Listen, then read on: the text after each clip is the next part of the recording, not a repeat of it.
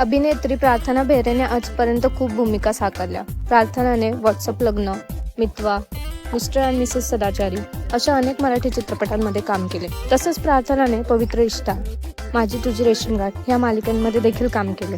तर आता लवकरच प्रार्थनाचा एक नवा चित्रपट प्रेक्षकांच्या भेटीला येणार आहे.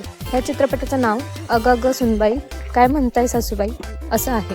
हा चित्रपट 16 जानेवारीपासून आपल्या जवळच्या चित्रपटगृहात प्रदर्शित होणार आहे.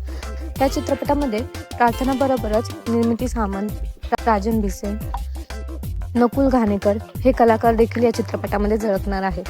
या चित्रपटामध्ये प्रार्थना आणि निर्मिती सावंत यांची सासू आणि सुनेची जोडी दिसून येत आहे.